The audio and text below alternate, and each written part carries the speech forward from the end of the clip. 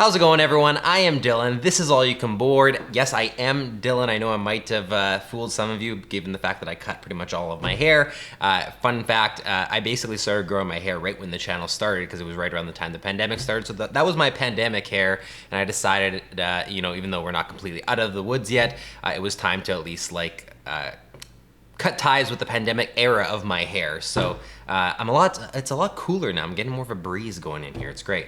We're gonna talk new games today. I have 7 new games. I'm really excited about this lineup for this month's video. There are some really, really good ones here, and including one that was announced like an hour before I started filming this, and I just had to include it because right away it was on my list. So we're gonna jump right into it. 7 really exciting games, and the first one we're gonna jump into is the one that was just announced, and that is from Flat Out Games, Point City. So you may have heard of a game from Flat Out Games called Point Salad. It was published by AEG and designed by Flat Out Games, and it did really, really well. It was, I don't want to say, because I'm not 100% certain that it was the game that put Flat Out on the map, but it was certainly the one that got them a ton of notoriety because Point Salad did so well, and it's such a great game.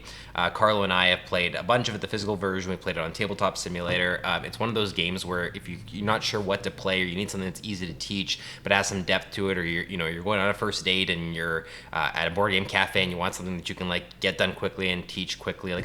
All those scenarios, I've actually used Point Salad or played Point Salad, and it's been phenomenal. So the fact that they're doing a follow-up called Point City, right away my ears perked up. I'm super excited for this. I'm excited to see how they evolve on Point Salad and take what they've learned from it, the things that were good, the things that they want to improve on, and incorporate them into this. I'm really curious what the difference is. Obviously the theme is now no longer a salad, it's going to be a city, so I imagine there's going to be some city building elements in there as well. I'm wondering if we're still going to have the 3 rows of cards that you're pulling from, and then every card has the points on one side and the item on the other side. We're going to see a building on one side and then the point squared on the other side. Is there going to be a shift here? Is it going to change up the formula?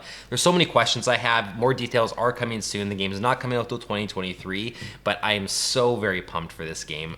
This is one that as soon as I can get my hands on it, I'm going to get my hands on, which I'm basically saying about all Flat Out games at this point, especially, I feel like that's going to be even more of a case for people now that Cascadia has had such a strong reception and just won the Spiel des Jahres, which is such a big deal.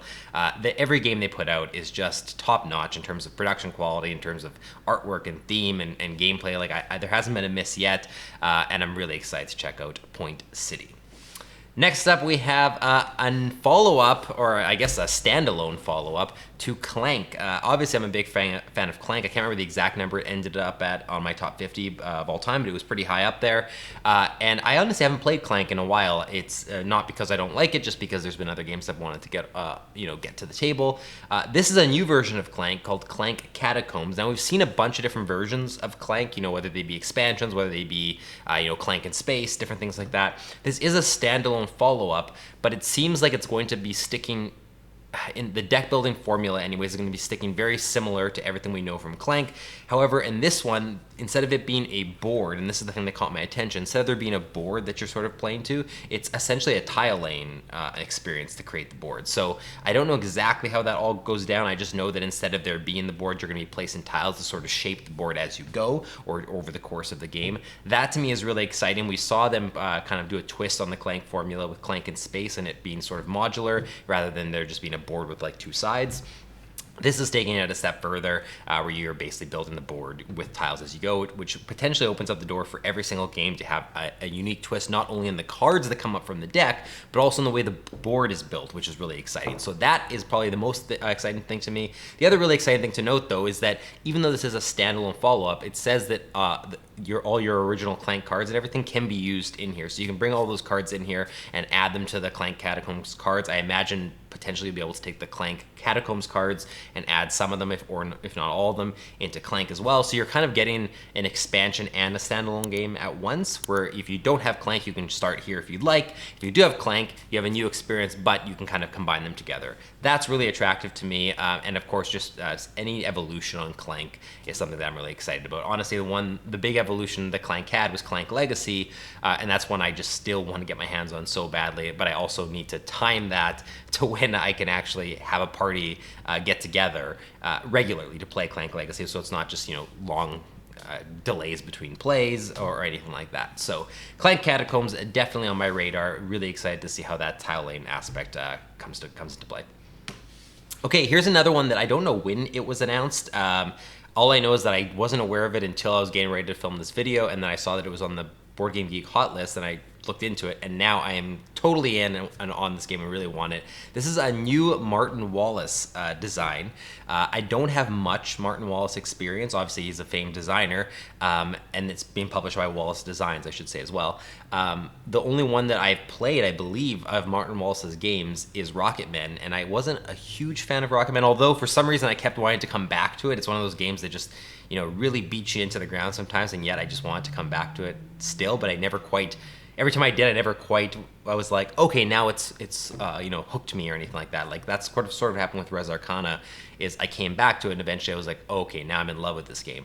Didn't happen with Rocketman, well, not my favorite game, but it's the only Martin Wallace game I've played. This is a new one called Bloodstones, and it sounds really, really cool. So it is a fantasy war game, and anything with a fantasy theme attracts me right away, just because it's probably one of the themes I gravitate to the most, based on the video games I grew up with, the board games, the books I grew up with. It speaks to me a lot, and everyone's going to have, or I should say, there's like 4 to 6 races, I believe, and the game also plays 2 to 4 players.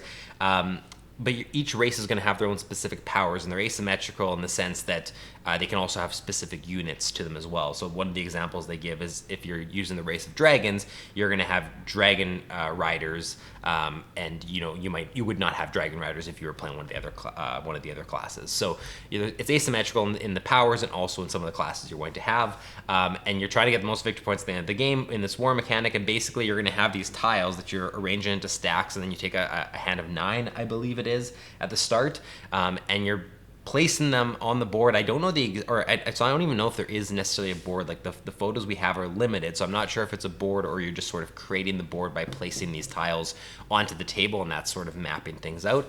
But essentially, you can play them when they're on the table. They are now that unit and have those powers, but when they're in your hand, you're using them to play classes. So it's essentially the dual use that we've seen it from a lot of other games, and even Marvel Champions and stuff that Carlo and I really, really love. That's another thing that's in Race for the Galaxy as well. So it's just something that we always thought was really neat, and one of the things that even drew us to games like Keyforge and stuff like that, where you have to decide how you're going to use your cards for this main purpose or to function as a way to get other things to the table. That all sounds really cool to me. The pictures we do have all look really intriguing, and they're really simple, but it's kind of the same reason I got drawn to a game called War Chess, and I still haven't played it, but War Chess has been on my radar for so long, and I've wanted to play it for so long because it's just this simple war style tactical game, but it's so clean and so simple in its execution, in the imagery, in the tile, the little chips and everything like that, and it's just all about like the strategic placement and timing and how you execute things. That's kind of the vibe I'm getting from some of the stuff I'm reading about Bloodstones. Basically, every box that a game needs to check to get on my hype list and stay on my radar, Bloodstones had right off the bat. It is a 2023 game, so we're not going to get it right away. I'm not sure, and it could have been announced somewhere and I just missed it. I'm not sure if it's coming to Kickstarter or any crowdfunding, or if it's just going straight to release. Complexity is listed at 2 as of right now. That obviously could shift. So it seems like it could be a really simple game to get into. But again, Martin Wallace designs always intrigue me at the very least, because I have so much left to explore there, and everything about the gameplay here sounds great. So that is Bloodstones. I'll be keeping my eye on that one for sure. Speaking of little strategic chess-like abstract games, we have another one that is coming out this year called Yoxii.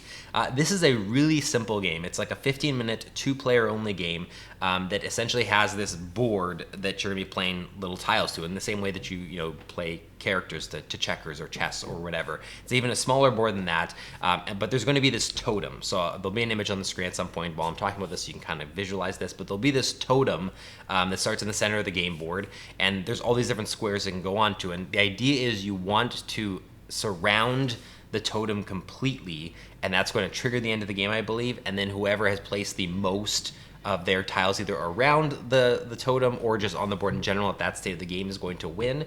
So you're not manipulating. I don't believe you're actually like moving your pieces. I believe you're moving the totem, and that's impacting the board, but you're always placing your little tiles as well every round. So it's just one of those really simple 2-player abstract games that I think are great where, say you're wanting to sit down with someone and play a board game, but you don't want to set up a big, huge thing. You don't want to explain a bunch of rules. Maybe you want to play at the coffee table. Maybe you want to play on a trip or at a cafe or a bar or whatever, and you just want to have something to do where you can say, like, even let's play a best of 7 or a best of 5. Let's play while we're talking about other stuff, whatever. This is one of those games that's just so great for that. Like, I could see myself and Carlo, either watching something on TV or at the cabin in the sunroom or whatever the case may be, just setting this up and saying, okay, like, let's do a best of 5, let's do a best of 3, let's do a best of 7, whatever. And with it being so quick, you just sort of crank them out. And I like having games like that in my collection. I haven't bought a new one, don't think anyways, in a while, or at least I haven't bought many over the last like year. So this one is on my radar for that reason alone. And it just seems, I love the artwork style and everything about it. Like, it has there's obviously no real theme, but everything about the way it's being presented is really solid. So Yoxii's on my radar. A really simple 2-player game, but I think there's going to be some depth there that I'm going to really enjoy.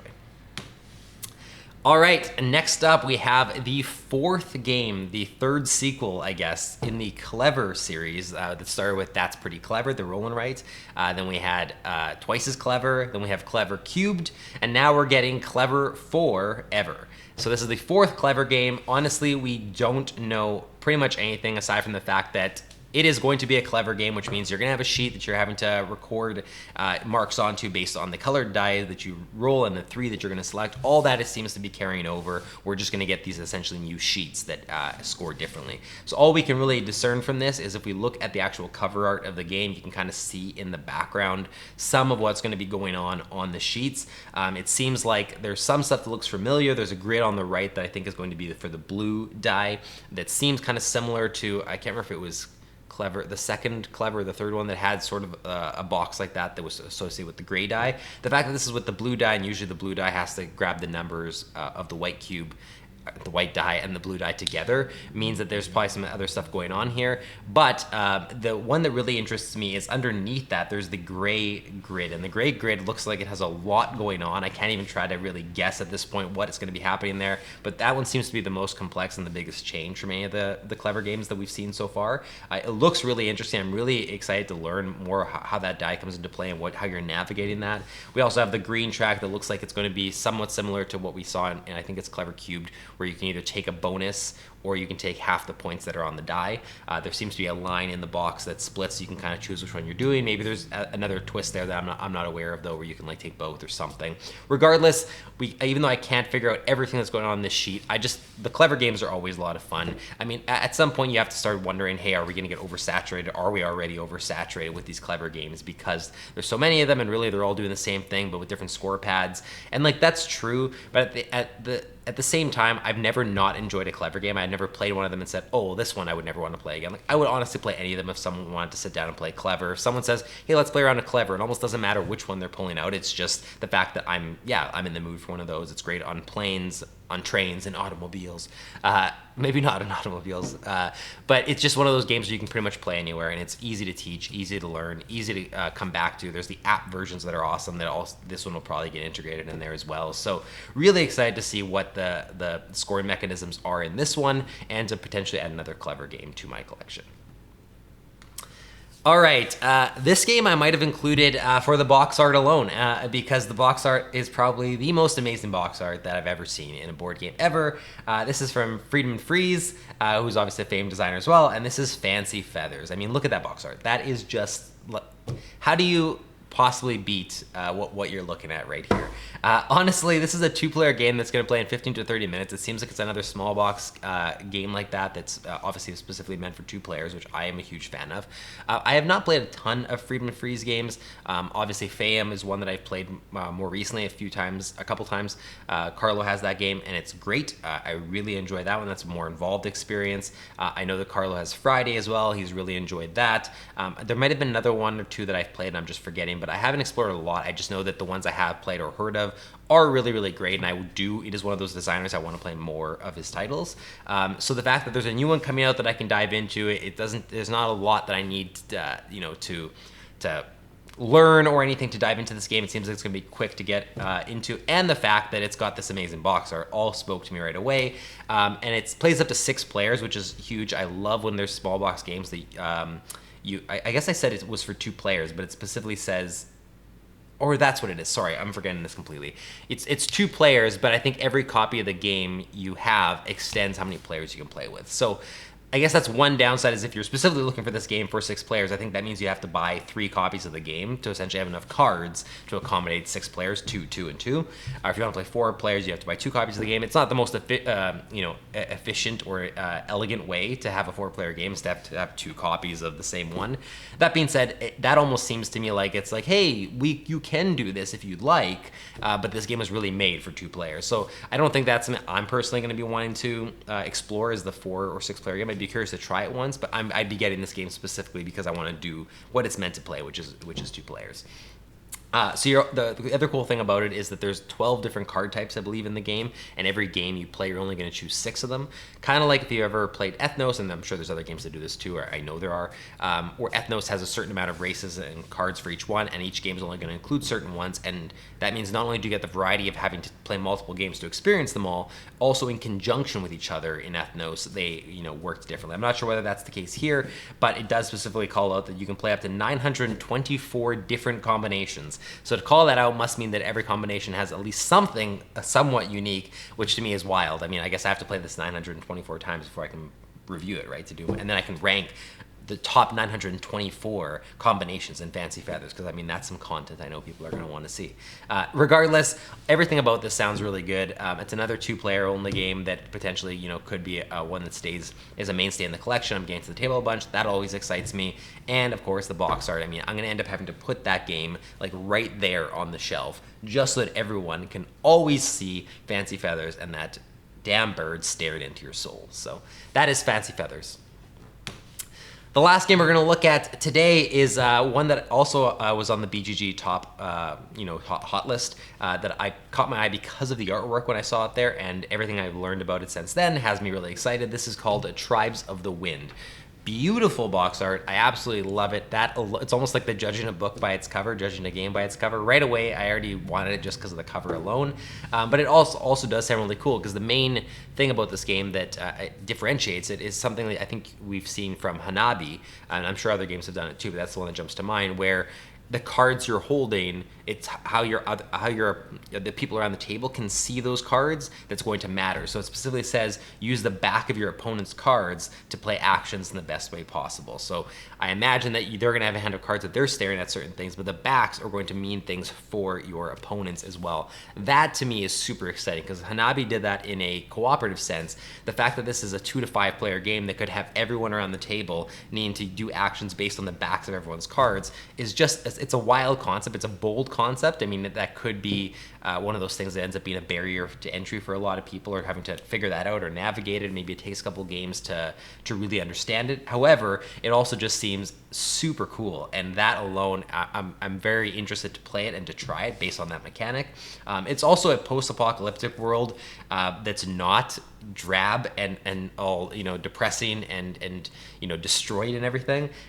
You wouldn't even know it's a post-apocalyptic game when you're looking at the box art, but it just specifically says the tribes of the wind are going to rebuild the world on the polluted ruins from the past.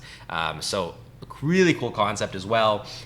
You're planting forests, building new villages and temples, decontaminating surrounding areas. So in terms of like the theme, it's also just about revitalizing the world, being like environmentally conscious, all that kind of stuff. It's just a really neat theme for a board game when we've seen so much of the other types of themes that not that there's anything wrong with that or anything, but just that is a lot more drab and dark and dreary sometimes when it comes to post-apocalyptic especially. So yeah, everything about this game honestly sounds really, really good. It's plays up to 5, so you're also gonna have the flexibility to include more people in your game. It looks beautiful. There's tons of photos already. I've been including some on the screen. All the cards on the board look really, really vibrant. Again, lots to be excited about this game. Really curious about this mechanic of other people's cards and using the backs of them. And it's one that is 100% on my radar, and I cannot wait to play it. And I should have mentioned this is a 2022 game. I don't know if I mentioned Fancy Feathers is also a 2022 2 game. I'm also realizing my brain wants to say Fancy Feast so much, but I keep saying Fancy Feathers. Luckily, I don't think I screwed that up.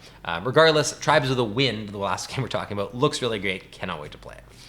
Those are my 7 games. There are some real big winners here. I'm so excited to play these games. Let me know out of the 7 we talked about today, which one you are most excited to play and why, or if there are any games I didn't include, because there were some that were pretty close, but I always try to keep this to 7. So for instance, one was Premonition, just missed the list.